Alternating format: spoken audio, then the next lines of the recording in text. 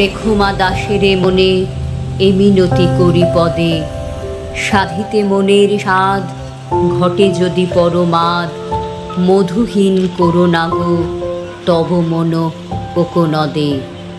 প্রবাসে দৈবের বসে জীবতারা যদি খসে, এ দেহ আকাশ হতে নাহি খেদ তাহে। জন্মিলে মরিতে হবে, অমরকে কোথা কবে, চিরস্থির কবে নীর হায় রে জীবন নদে। কিন্তু যদি রাখো মনে, হ্যাঁ আমরা সকলে তাকে মনে রেখেছি। তিনি মাইকেল মধুসূদন দত্ত। নমস্কার, ই সংলাপের নাট্য ও মঞ্চ বিভাগে আপনাদের সকলকে স্বাগত। আজ আমরা এসেছি তপন থিয়েটারে। আজ 29শে জুন, মাইকেল মধুসূদন দত্তের প্রয়াণ দিবস, এবং এই দিনটিকে স্মরণে রেখে সন্তোষপুর অনুচিন্তন একটি বিশেষ কাজে হাত দিয়েছে। তো সেই কাজের কিছু ঝলক আমাদের চ্যানেলে আমরা রেখে দিলাম।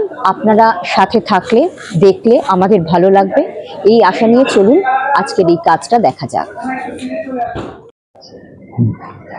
শ্রীপর্ণাদি, আমরা তো বাচ্চাদের নিয়ে দীর্ঘদিন ধরেই কাজ করি। আমার মনে হয় যে বাচ্চাদের নিয়ে থিয়েটারটা সব থেকে বেশি জরুরি। তো আমরা এটা কাজ শুরু করি 2019-এ। এখানে পেয়ারাবাগান যে বস্তি আছে সেখানকার যারা পথ শিশু বেসিক্যালি আর কি, ঝোপড়িতে থাকে আর কি, তাদেরকে নিয়ে আমরা শুরু করি। আমাদের জার্নি শুরু হয়, আমাদের বাচ্চাদের উইংসটা তৈরি হয়, এবং তারপরে আমরা বিগত 5-6 বছরে বিভিন্ন স্কুলে, প্রায় 15টি স্কুলে আমরা আর্ট ইন্টিগ্রেটেড প্রোগ্রাম চালাচ্ছি। এখনো চলছে সেই সব স্কুলগুলোর সঙ্গে। কলকাতায় নয়, আমরা ছড়িয়ে পড়লাম একটু, কারণ কলকাতায় না অনেক সুযোগ সুবিধা আছে বাচ্চাদের। তো আমরা একটু ছড়িয়ে পড়লাম, একটু জেলাগুলোতে গেলাম আর কি, বিশেষ করে দক্ষিণ 24 পরগনা। কারণ উত্তরের দিকে অনেক নাট্যমনস্ক লোকজন আছে সেখানে, বা আপনাদের হাওড়ার অঞ্চলটায় অনেক নাট্যমনস্ক লোকজন আছে, তারা অনেক কাজ করছেন স্কুলগুলোতে। দক্ষিণ 24 পরগনা মানে বিশেষ করে ক্যানিংয়ের যে লক্ষ্মীকান্তপুরের যে জায়গাটা, এই দিকে স্কুলগুলোতে না একটা স্কুল নয় মানে টোটাল জায়গাতেই একটা কালচারাল ক্ষয় ঘটেছে আর কি। তো সেই জন্য আমার মনে হলো যে ওখানে বাচ্চাদের কাছে কালচারটা পৌঁছে দেওয়াটা খুব প্রয়োজন। আর হেডমাস্টাররাও খুব কোঅপারেট করলেন।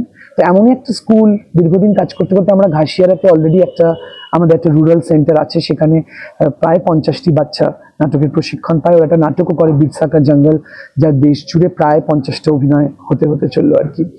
তো ওইখানে কাজ করতে করতে ওর পাশেই সংলগ্ন ঘাসিয়ারা বিদ্যাপীঠ, ওখানকার হেডমাস্টার বিশ্বজিৎ নস্কর, উনি দীর্ঘদিন ধরে চাইছিলেন যে ওনার স্কুলে বাচ্চাদের কাছে আমরা এই আর্টটা পৌঁছে দিই। তখনই India foundation for the arts এদের একটা প্রজেক্ট হয়, যেটা ন্যাশনাল স্কুল প্রজেক্ট। সেইখানে আমরা প্রপোজ করি যদি আমরা, মানে প্রজেক্টটার নাম হলো পৃথিবীর বাইরে উন্মুক্ত আকাশ, the infinite sky beyond the books. মানে বইয়ের বাইরে, কিন্তু অনেক সময় বইয়ের সাবজেক্ট ম্যাটার গুলো নিয়ে, অনেক সময় সাবজেক্ট ম্যাটারের বাইরে, যাতে ওদের পড়াশোনাটা অনেক বেশি আনন্দের হয়ে ওঠে, ওরা যে স্কুলে আসতে চায়। এবং বিশ্বজিৎ স্যার মানে হেডমাস্টার, উনি বলছিলেন যে ওখানে বেশি প্রবণতা হলো যে মেয়েদের একটা স্তর অব্দি পড়ানোর পরে ইদার মেয়েরা প্রেম করে ভুলভাল বিয়ে করে নিচ্ছে, পালিয়ে যাচ্ছে, বা বাবা মা জোর করে বিয়ে দিয়ে দিচ্ছে। তো বিরাট স্কুল ড্রপ আউট হয়। আর যেটা হয় সেটা হলো যে বাচ্চারাও নয়, বা 10 অব্দি পড়ানোর পরেই বাবা মার একটা হয়ে যায় যে, বাবাদের বিশেষ করে ছেলেদের ক্ষেত্রে হয়ে যায়, চল এবার কাজে যাবি, কাজ করবি। তো এই স্কুলে যাওয়ার যে একটা, ছেলেদের মধ্যে সে চার নেই যে আর পড়াশোনা করে হবে কি, যা জব মার্কেটের অবস্থা, কোনো লাভ নেই। তো এই যে পড়াশোনার থেকে ওরা খুব তাড়াতাড়ি আর্লি ড্রপ আউট হয়ে যাচ্ছে, একটা পয়েন্টের পরে স্কুলের ছাত্রছাত্রী কমছে, বা তারা এরপরে জীবনে কি করবে বুঝতে পারছে না, তাদের জন্য এই যে প্রজেক্টটা, এটা আমাদের খুব কাজে দিয়েছে। তো এটাতে আমরা ঠিক করেছি যে ভাটিয়ালি সঙ্গীতের মধ্যে দিয়ে আমরা ওদের ফিজিক্স পড়াবো, সাউন্ডের রেজোনেন্স বোঝাবো। আমরা পুরুলিয়া ছৌয়ের মুখোশ তৈরির মধ্যে দিয়ে সেই মাটিতে কত রকমের মাটি আছে তার মধ্যে দিয়ে আমরা মৃত্তিকাকে ওদের কাছে পরিচয় করাবো, জিওগ্রাফির। এই মুহূর্তে যে প্রজেক্টের আজকে মানে যে প্রজেক্টের জন্য আমরা তপন থিয়েটার এসেছি, হলো যে আজকে হলো 29শে জুন, যেটা হলো মাইকেল মধুসূদন দত্ত প্রয়াণ দিবস। তো সেই দিবসকে কেন্দ্র করে আমরা 1 মাস ওদের 11-এ একটা বাংলাতে একটা কবিতাও আছে, ঈশ্বরচন্দ্র বিদ্যাসাগর, যেটা মাইকেল মধুসূদন দত্তের লেখা। তো আমাদের মনে হলো, এবং আমাদের বাংলা টিচাররা খুব সহযোগিতা করলেন, যদি আমরা 1 মাস বাচ্চাদেরকে এই কবির কাজ, এই কবিকে ইন্ট্রোডিউস করি। এবং বিশ্বাস করুন, মানে আমার বলতে এখনো গায়ে কাটা দিচ্ছে যে 1টা মাস কাজ করার পরে ওদেরকে একদিন বলা হলো, যা বুঝেছো ছবি আঁকো, বাচ্চারা বিভিন্ন রকমের ছবি আঁকলো। কেউ আঁকলো যে একজন আঁকলো যেটা হাত শাপলার মধ্যে পড়ে আছে, পদ্মের দিকে পৌঁছাতে যাচ্ছে। এই যে মাইকেল মধুসূদন দত্ত যে মানে এখানে থেকে যে বিদেশি সাহিত্যের দিকে ওনার টান, এবং ওখানে গিয়ে বুঝতে পারছেন যে যেটা ওনার কবিতা আর কি বঙ্গভাষা, সেইটা নির্যাস ওদের ছবিতে এইভাবে উঠে পড়লো। আরো অজস্র এরকম ছবি মানে আমরা পেলাম। আজকে আমরা 10টা শ্রেষ্ঠ ছবিকে পুরস্কৃত করব। ওরা ঈশ্বরচন্দ্র বিদ্যাসাগরের কবিতাটাকে নাটকের আকারে তৈরি করেছে, খুব কাঁচা, সময় পাইনি, কিন্তু ওরাই নিজেরাই করেছে, আমরা একটু হেল্প করেছি। সেটা একটা প্রেজেন্টেশন হবে, কিছুই না। আর সব থেকে বড় কথা যে এই কবির ব্যাপারে এবং এই কবিতাটা ওদের কাছে কিন্তু পাঠ্যটা ওদের কাছে খুব ইন্টারেস্টিং হয়ে উঠলো। টিচাররা আমাদের বললেন যে এরপরে ওরা আর এই কবিতাটা মানে পরীক্ষায় আসতে কোনো ভুল করবে না। এবং আজকে ওরা একটা নাটকও দেখবে, আপরুটেড, যেটা আমরা মাইকেল মধুসূদন দত্তের জীবনী নিয়েই করেছি এবং তার কাজগুলো নিয়ে করেছি, তার নির্যাসটা ওরা পাবে। তো ওদের একটা টোটাল একটা আর্ক তৈরি হলো আর কি। তো এইভাবেই আমাদের এটা সারা বছর চলবে এই প্রকল্প। এবং খুবই ধন্যবাদ জানাবো ইন্ডিয়া ফাউন্ডেশন ফর দ্য আর্টসকে, যে তারা আমাদের এই কাজটা করার জন্য যে আর্থিক সহায়তা, সেটা তো সব থেকে বড় সহায়তা, সেটা আমাদের দিচ্ছে। যে কারণে এতগুলো বাচ্চা আজকে হই হই করে তপন থিয়েটারে আসবে, পারফর্ম করবে, লেকচার শুনবে এবং নাটক দেখবে।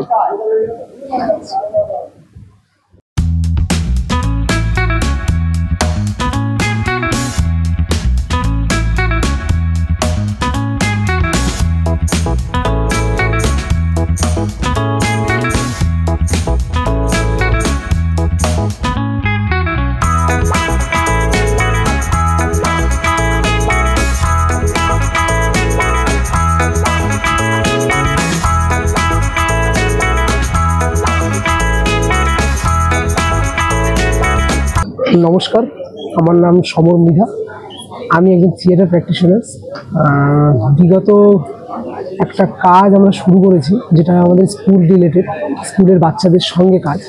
আর সেই কাজটার মূল উদ্দেশ্য আমাদের এটাই যে আমরা কি করে যে ওদের সিলেবাসের যে সাবজেক্ট যেগুলো রয়েছে সেগুলোকে আরও ইন্টারেস্টেড করে তাদের সামনে তুলে ধরতে পারি, যাতে তারা খুব সহজেই ওই সাবজেক্টগুলোর সঙ্গে নিজেদের যে ফিলিংস আছে সেটাকে একসাথে রিলেট করে সেই সাবজেক্টটাকে বুঝতে পারবে, বা সেই সাবজেক্টটাকে বাইরে কীভাবে এক্সপ্লোর করতে হবে সেই বিষয়টার উপর কাজ করছে। আমাদের মেন উদ্দেশ্য হচ্ছে নাচ, গান, ড্রামা, অভিনয় সমস্ত কিছুকে মিলিয়ে কী করে একটা সাবজেক্টকে আরও ইন্টারেস্টেড তার সাথে তুলে ধরা যায়। তো সেইটারই একটা প্রেজেন্টেশন আজকে আমরা ছোট্ট করে এখানে আজকে করবো। যেহেতু যে কাজটা আমরা শুরু করেছি তার একটা ছোট্ট নিদর্শন আমরা তৈরি করেছি, যেটা আমরা আজকে সবার সামনে রাখবো, যে কেমন হয়েছে সেটা বাকিরা জানাতে পারবে যে তাদের কেমন লাগে। আর এই যে কাজটা যেটা আমরা এখন করছি, সেই কাজটা একটা নতুন কাজ বলা যেতে পারে, বা আবার পুরোনো কাজে বলা যেতে পারে। অনেকেই এই ধরনের কাজ করছে, কিন্তু সেই কাজটা কতটা এফেক্টিভ হচ্ছে সেইটা জানার জন্য আমাদের সব থেকে ভালো মানে সুযোগ এটাই যে আমরা বাচ্চাদের সঙ্গে গিয়ে যেন কাজ করি, বা ছাড়া ওদের সঙ্গে কথা বললে আমরা তাদের থেকে জানতে পারবো যে তারা কি বুঝছে, তাদের কি ভালো লাগছে বা তাদের কি খারাপ লাগছে, সেই জিনিসগুলো আমরা আরো ভালো করে বুঝতে পারি। তো এই কাজটাতে আমি যতটা আমি বুঝতে পারলাম যে এই কাজটা একটা নতুন ধরনের এক্সপিরিয়েন্স তৈরি করে, একটা নতুন ধরনের এক্সপ্লোর করার জায়গা খুঁজে পাওয়া যায়। যেমন করে সাবজেক্টগুলোকে খুব ইজি করে বুঝতে শেখা যায়। যে সাবজেক্টটা আমার কাছে খুব কঠিন লাগছে সেটাকে যখন আমি ড্রামার মধ্যে ফেলছি বা কোনো ছন্দ দিয়ে মিউজিক করে করছি, তখন আমার কাছে অনেক ইজি হচ্ছে বিষয়টা বুঝতে। তো বাচ্চাদের সঙ্গে কাজ করতে গিয়ে সেইটা হচ্ছে যে কবিতাটা ওদের মনে হচ্ছে অনেকটা বড় কবিতা, কিন্তু আমরা মুখস্থ করতে পারছি না। যখন আমরা নাটকের মধ্যে সেই কবিতাটা ইউজ করছি, একটু মিউজিক, একটু রিদম দিচ্ছি, তখনই দেখছি যে তাদের মধ্যে এই কবিতাটা বলার মধ্যে একটা আলাদা আনন্দ ফুটে উঠছে, তারা কবিতাটা খুব সুন্দর করে বলছে। আর একটা জিনিস আমার নিজের শেখা সে সমস্ত বাচ্চাদের থেকে বা সব যাদের সাথে কাজ করছি তাদের থেকে, যে আমি যে খুব ভালো মুখস্থ বিদ্যা আমার তেমন নয়, কিন্তু এই কবিতাটা পাঠ করতে গিয়ে আমারও মনে হচ্ছে যে আমি হয়তো মানে এই কবিতাটা আমি শিখে গেলাম, আমি যেটা জানতাম না। তারপরে অনেকটা হয়েছে যে ও বাচ্চারা কাজ করার সময় তারা নিজেদের ইনপুটগুলো দিচ্ছে, স্যার এইটা যদি আমরা এইভাবে বলি তাহলে এটা হয়তো অন্যরকম মানে বেরোতে পারে, বা স্যার এই কথাটা যদি আমি টেনে বলি তাহলে হয়তো এর মানেটা অন্যরকম বেরোতে পারে। তখন আমারও ভালো লাগলো যে আমি একরকম জানতাম, আমি একরকমভাবে পড়ছিলাম, যখন আমাকে তারা মানে বললো যে এটা এইভাবে বললে আরো সুন্দর দেখতে লাগতে পারে বা আরো শ্রুতিমধুর হতে পারে, তো সেইটা করতে গিয়ে একটা শেখা।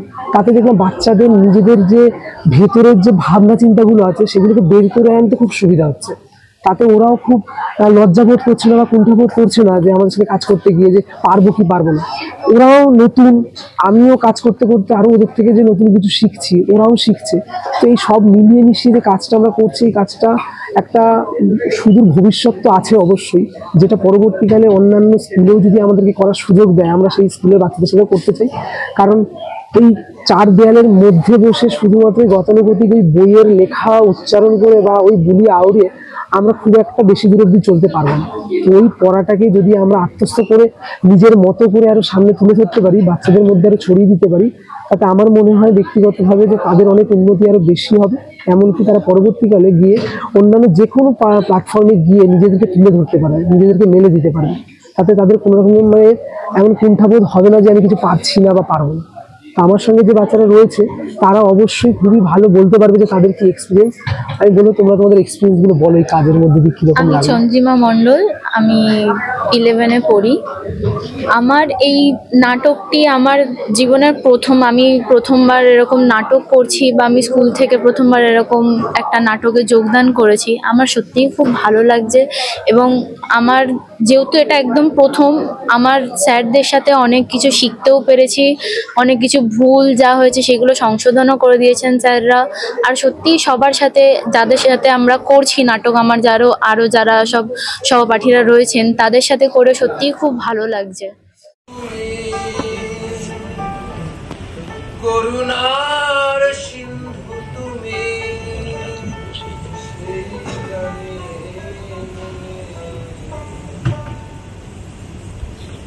সাগর তুমি,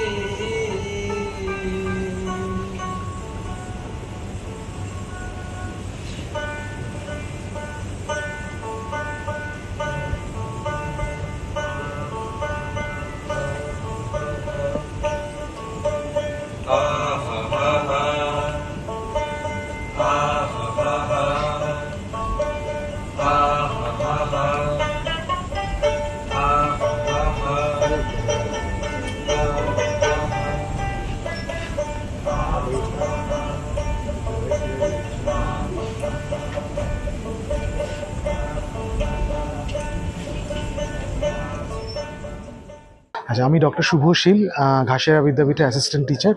আমি বায়োলজি পড়াই।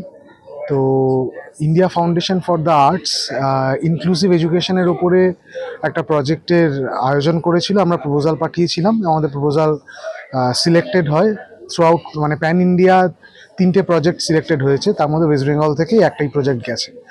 তো আমাদের এই প্রজেক্টের সঙ্গে যুক্ত হওয়ার মূল কারণ হচ্ছে ইনক্লুসিভ এডুকেশন। মানে আমরা প্রথাগতভাবে যেভাবে পড়াই বিভিন্ন বিষয়, সেটা হিউম্যানিটিজ হতে পারে, সায়েন্স হতে পারে, বা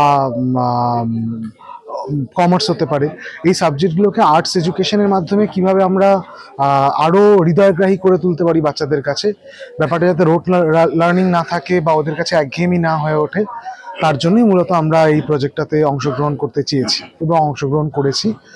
আমাদের সঙ্গে গৌরববাবু ছিলেন, সন্তোষপুর অনুচিন্তনের গ্রুপের যিনি গ্রুপ লিডার।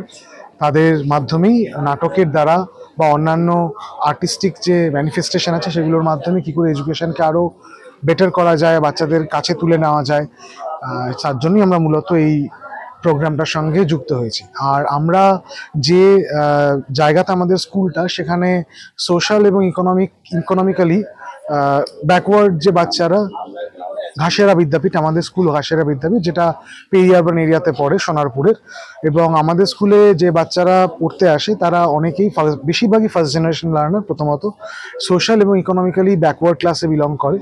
তো তাদের কাছে পড়াশুনোটা যাতে আরও বেশি হৃদয়গ্রাহী হয়ে ওঠে, পড়াশুনোর প্রতি তারা যাতে আরও বেশি আকৃষ্ট হয়, সেই জন্য এই ধরনের প্রোগ্রামে আমরা অংশগ্রহণ করতে চেয়েছি। আমি নয়ন সাধক। আজকে যে বিষয়টা নিয়ে ছোট্ট একটুখানি কথাবার্তা বলবো, সেটা হচ্ছে আমাদের স্কুলে যে আইএফ এর যে প্রজেক্টটা চলছে, মানে আমরা করছি সেটা ঘাসিয়ারা বিদ্যাপীঠে। তো সেটা করতে গিয়ে আমার যা এক্সপিরিয়েন্স ছোট একটুখানি হয়েছে, তো আমি সেটা নিয়ে একটুখানি কথা বলবো।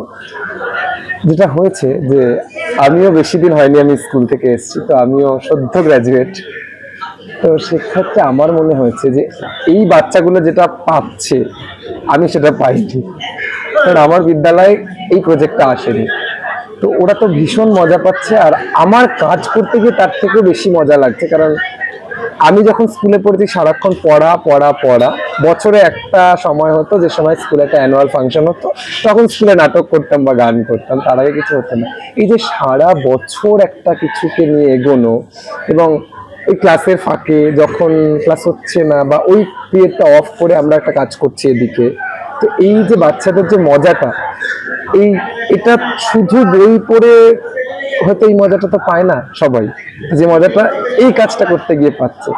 তো সেক্ষেত্রে হচ্ছে আমরা একটা স্কুলকে নিয়ে কাজ করছি, যদি আরো স্কুল এগিয়ে আসে তাহলে সুবিধাটা কি আমাদের কাজটার, যে প্রথাগত শিক্ষার বাইরে যে শিক্ষাটা আছে সেটা আমরা একটু একটু পাবো, যে এইভাবে স্টেজে দাঁড়াতে পারি, এভাবে আমি গান গাইতে পারি, তার নিজস্ব ভেতরে যে ট্যালেন্টটা সেটা বেরিয়ে আসবে, প্রথমত কথা। আর দ্বিতীয়ত হয়েছে, আমি একটি কবিতা বা একটি নাটক হয়তো আমি বইয়ে পড়লাম, সেটা আমি জাস্ট মুখস্থ করলাম, পড়ে নিলাম, পরীক্ষার খাতায় আমাকে লিখতে হবে, আমি একদম অনর্গল মুখস্থ করে যাচ্ছি। কিন্তু সেই নাটকটি বা সেই কবিতাটি যখন আমি পারফরমেন্স করছি, সেই মুহূর্তে আমার মনে হয় যে মনে রাখতে আরো সুবিধা হয়।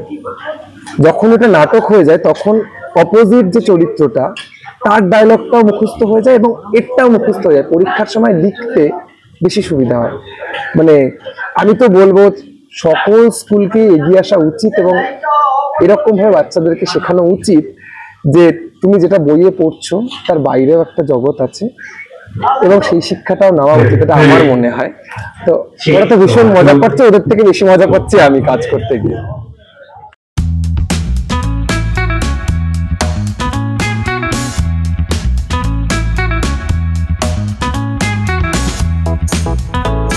নমস্কার, আমি বিশ্বজিৎ নস্কর, প্রধান শিক্ষক, ঘাসিয়াড়া বিদ্যাপীঠ। আজ তপন থিয়েটার হলে আমাদের বিদ্যালয়ে আইএফএ সাপোর্টে the infinite sky beyond books এই প্রকল্পের রূপায়ণে বাংলা বিভাগের কর্মশালা শুরু হয়েছে। সেই কর্মশালায় আমাদের আজকে একটি নাটক মঞ্চস্থ হয়েছে, আমাদের ছাত্রছাত্রীরা এই নাটক করছে। অভিভাবকদের একটি ধারণা আছে যে নাটক করলে তাদের পড়াশোনায় ক্ষতি হয় এবং তারা কেরিয়ারের উল্টো পথে হাঁটে, কেরিয়ার নষ্ট হয়। প্রধান শিক্ষক এবং শিক্ষক হিসেবে বলছি, এই ধারণা সম্পূর্ণ ভ্রান্ত। নাটক আসে মানুষের অনুভূতিতে, নাটক শেখায় শৃঙ্খলা, নিয়মানুবর্তিতা। একটি ছাত্র বা ছাত্রী যখন কোনো বিষয়ের উপরে নাটক করে তখন সে তার পাঠ্যের যে স্মৃতি মুখস্থ করা, সেটাকে তার অনুভূতিতে না আনতে পারলে সে কিন্তু নাটক করতে পারে না।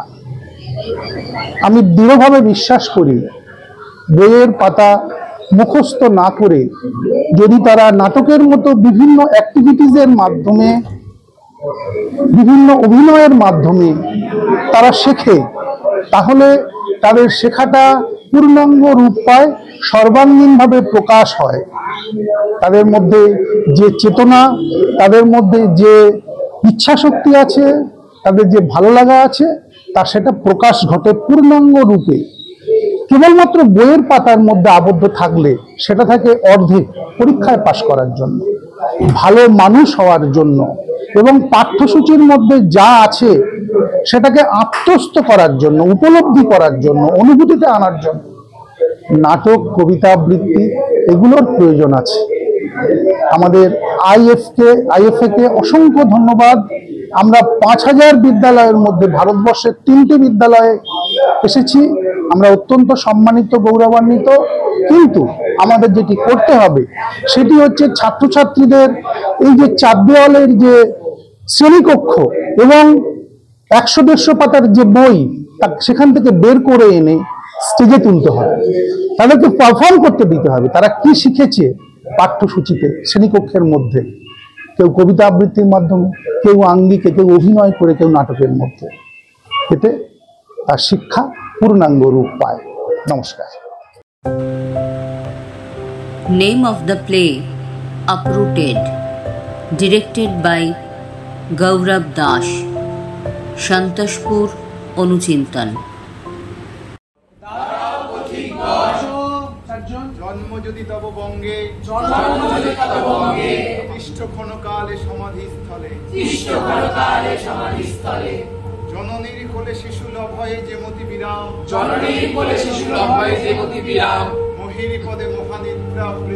মহির পদে মহানিদ্রাবৃত দত্তকুলোদ্ভব কবি শ্রী মধুসূদন যশোরে সাগর দাঁড়ি ভবতক্ষ তীরে জন্মভূমি